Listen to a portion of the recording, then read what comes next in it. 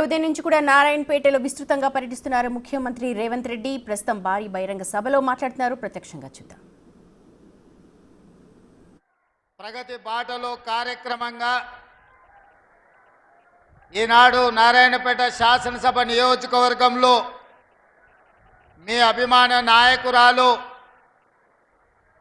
స్థానిక శాసనసభ్యురాలు డాక్టర్ పర్ణిక గారి అధ్యక్షతన నారాయణపేట శాసనసభ నియోజకవర్గ అభివృద్ధి కోసం ఈరోజు ప్రారంభోత్సవాలు చేసుకొని అందులో భాగంగా ఆడబిడ్డలకు ఆలంబన ఇవ్వాలని, ఆర్థికంగా వాళ్ళని బలోపేతం చేయాలని ఈరోజు జిల్లా మహిళా సమాఖ్య ఆధ్వర్యంలో పెట్రోల్ బంకును ఈరోజు ఆడబిడ్డలే నిర్వహించుకునే విధంగా రాష్ట్రంలో దేశంలో ఎక్కడ లేని విధంగా ఈరోజు మనము ఆడబిడ్డలు పెట్రోల్ బంకు నిర్వహించుకోవడానికి ప్రారంభించుకున్నాం. ఇదే కాదు, ఆనాడు 2004 నుంచి 2014 వరకు తెలంగాణ రాష్ట్ర ప్రాంతంలో 25 లక్షల ఇందిరమ్మ ఇండ్లు, పేదవాడి ఆత్మ గౌరవం ఇందిరమ్మ ఇల్లు అని ఆనాడు తండాలలో, గూడాలలో, మారుమూల పల్లెల్లో ఉన్న పేదలకు, ముఖ్యంగా దళితులకు, గిరిజనులకు, ఆదివాసీలకు, బలహీన వర్గాలకు, మైనారిటీలకు, మహిళలకు ఇందిరమ్మ ఇండ్లు ఆనాడు ఇస్తే 10 సంవత్సరాలు గత ప్రభుత్వం నిర్లక్ష్యం వహించింది. డబుల్ బెడ్రూమ్ ఇండ్లు ఆశ చూపించి 10 ఏళ్ళు మనల్ని మోసం చేసినందుకు తగిన గుణపాఠం చెప్పి ఈనాడు ప్రజాపాలన తెచ్చుకుంటే తెలంగాణ రాష్ట్రంలో మంత్రులు పొంగులేటి శ్రీనివాసరెడ్డి గారి నేతృత్వంలో ఈరోజు 5 లక్షల ఇండ్లు దాదాపుగా తెలంగాణ రాష్ట్రం నలుమూలల ప్రతి నియోజకవర్గానికి దాదాపుగా 3500 ఇండ్లను ఇవ్వాలని ఈరోజు నిర్ణయం తీసుకొని ఆ ఇందిరమ్మ ఇండ్ల శిలా ఫలకాలు ఈరోజు ప్రారంభోత్సవ కార్యక్రమాలు, నూతన ఇందిరమ్మ ఇండ్ల నిర్మాణం కోసం ఈరోజు పునాదులు తీసి ఈరోజు మనం పనులను ప్రారంభించుకున్నాం మిత్రులు పొంగులేటి శ్రీనివాసరెడ్డి గారి నేతృత్వంలో.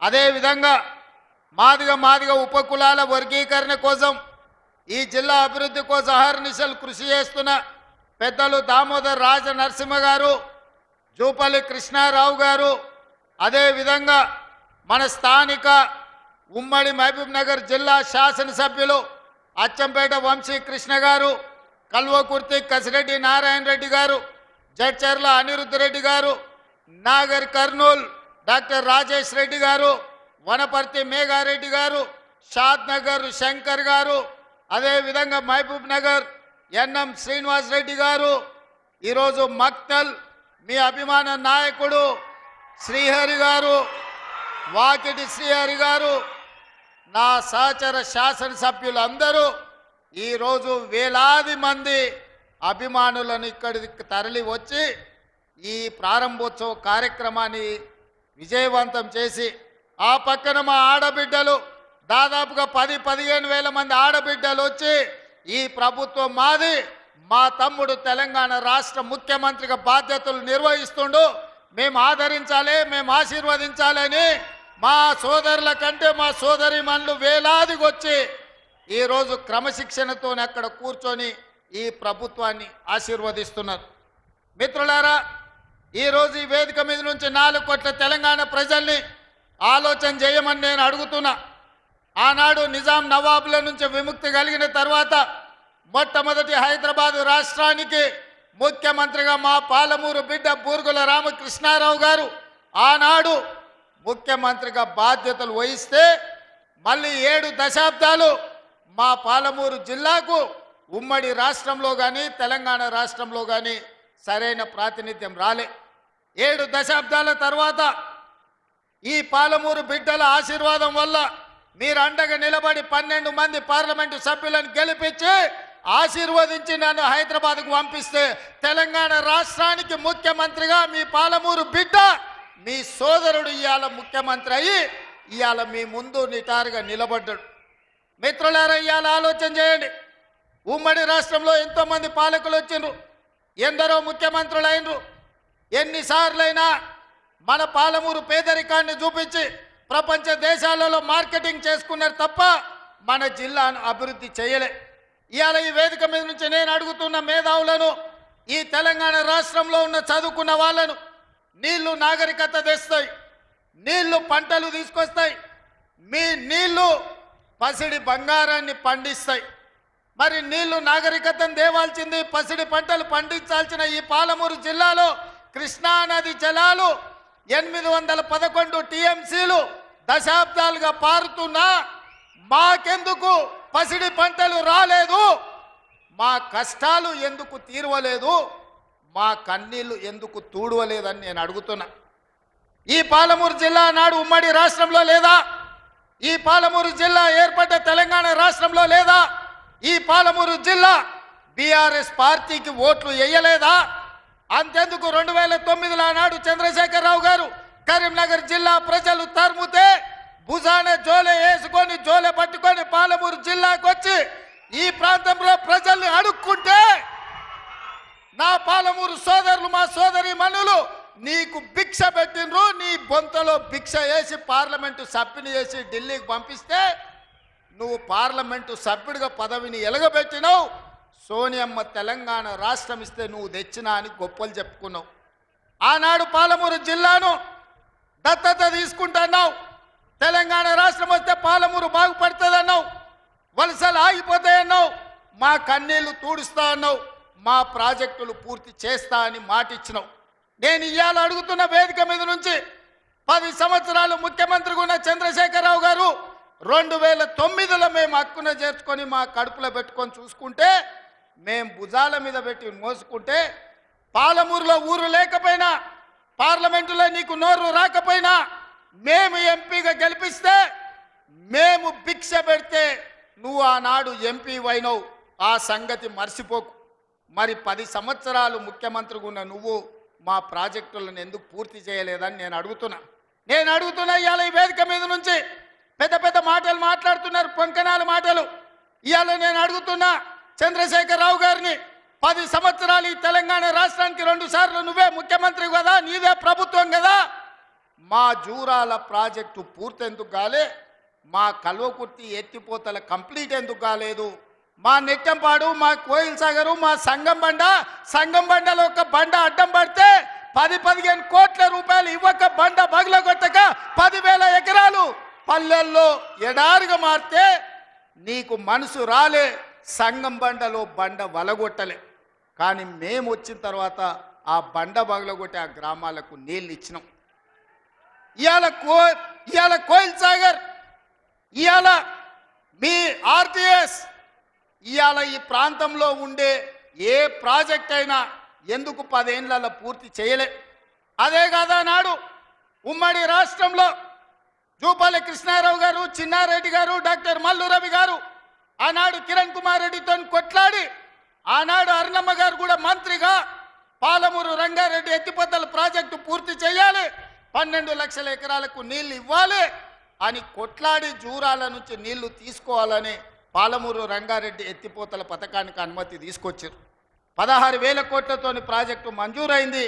35,000 కోట్లు మొత్తం అంచనాలు వేసి టెండర్లు పిలిచిండ్రు. కానీ చంద్రశేఖరరావు వచ్చిన తర్వాత ప్రాజెక్టుల రీజైనింగ్ పేరు మీద 35,000 కోట్ల రూపాయల ప్రాజెక్టును 55,000 కోట్ల రూపాయలకు పెంచిండు. టెండర్లు పిలిచిండు, కాంట్రాక్టర్లకు ఇచ్చిండు, కమిషన్లు మెక్కిండు. జూరాల నుంచి నీళ్లు తీసుకోవాల్సిందని శ్రీశైలం బ్యాక్ వాటర్స్కు పంపించాడు. ఇవాళ శ్రీశైలానికే ఆ ప్రాజెక్టును తరలించడం వల్ల ఈరోజు పాలమూరు ఎడారిగా మారుతుంది. 10 ఏళ్లలో పాలమూరు రంగారెడ్డి పూర్తి చేసిన, కల్వకుర్తి పూర్తి చేసిన, భీమా, నెట్టంపాడు, కోయిల్ సాగర్, రాజోలి బండ పూర్తి చేసి ఉంటే, తుమ్మిళ్ళ ప్రాజెక్టును పూర్తి చేసి ఉంటే ఇవాళ ఆంధ్రప్రదేశ్ మనకు అభ్యంతరం పెట్టకపోయి ఉండే. 10 ఏళ్లలో నువ్వు ప్రాజెక్టులు పూర్తి చేయలేదు. పాలమూరును పడావు పెట్టినావు కాబట్టి ఇవాళ మా ప్రాంతం ఎడారిగా మారింది. ఆనాడు 2014లో నేను కొట్లాడి తెచ్చిన మక్తల్ నారాయణపేట కొడంగల్ ప్రాజెక్టు ఒకనాడు ఉమ్మడి రాష్ట్రంలో రాజశేఖర రెడ్డి గారు ముఖ్యమంత్రి ఉన్నప్పుడు దివంగత నాయకుడు చిట్టెం నర్సిరెడ్డి గారు మొట్టమొదట ప్రస్తావించండు మక్తల్ నారాయణపేట కొడంగల్ ప్రాజెక్టు గురించి. ఆ తర్వాత వారు చనిపోయినాక దాని గురించి మాట్లాడిన వాళ్ళే లేరు. మళ్ళీ 2009లో కొడంగల్ ఎమ్మెల్యేగా నేను బాధ్యత తీసుకున్న తర్వాత ఆ కాగితాలు వెలికి తీసి నేను కొట్లాడి 2014లో ఈరోజు నా మక్తల్ నారాయణపేట కొడంగల్ ప్రాజెక్టు తీసుకొచ్చిన. ఆనాడు 1500 కోట్ల రూపాయలతో అంచనా అయ్యింది. 1500 కోట్ల రూపాయలతోని 1,07,000 ఎకరాలకు ప్రాజెక్టు కట్టడానికి అనుమతులు తెచ్చినాం. 10 ఏళ్ళు నా మీద కక్షతోని పాలమూరు మీద పగతోటి చంద్రశేఖరరావు ఈ ప్రాజెక్టును పక్కన పెడితే ఈరోజు నేను వచ్చిన తర్వాత తిరిగి వాటిని దుమ్ము దులిపి పనులు మొదలుపెట్టిన. ఇవాళ 4,500 వేల కోట్ల రూపాయలతోటి మక్తల్ నారాయణపేట కొడంగల్ ప్రాజెక్టును పూర్తి చేయాలి 2 ఏళ్ళలో అని ఈరోజు టెండర్లు పిలిచి పనులు ప్రారంభిస్తే ఇవాళ పగబట్టి ఆయన టీవీలలో పేపర్లలో అడ్డుకుంటున్నారని అంటున్నాడు. నేను అడుగుతున్న చంద్రశేఖరరావు, నువ్వు 70 ఏళ్ళు మాకు అన్యాయం జరిగింది. మా ప్రాంతంలో నీళ్లు పోయినా మా ప్రాంతం నుంచి తరలిపోతున్న కృష్ణానది జలాలు మాకు తాగడానికి మా సాగునీరుకు అందు రాకపోయినా ఈ దేశంలో ఎక్కడ ప్రాజెక్టులు కట్టినా బాక్రానంగల్ కావచ్చు, శ్రీశైలం కావచ్చు, నాగార్జున సాగర్ కావచ్చు, ఎస్ఆర్ఎస్పి కావచ్చు, ఈ దేశంలో ఎక్కడ ప్రాజెక్టులు కట్టినా తట్ట పని, పార పని, మట్టి పని, చెమట తీసే ప్రతి పని మా పాలమూరు బిడ్డలు చేసి దేశానికి ప్రాజెక్టులను అందించారు. ఇవాళ ఈ దేశంలో పంట పండుతుందంటే మా పాలమూరు బిడ్డల స్వేదం ఉంది, మా రక్తం ఉంది, మా కష్టం ఉంది.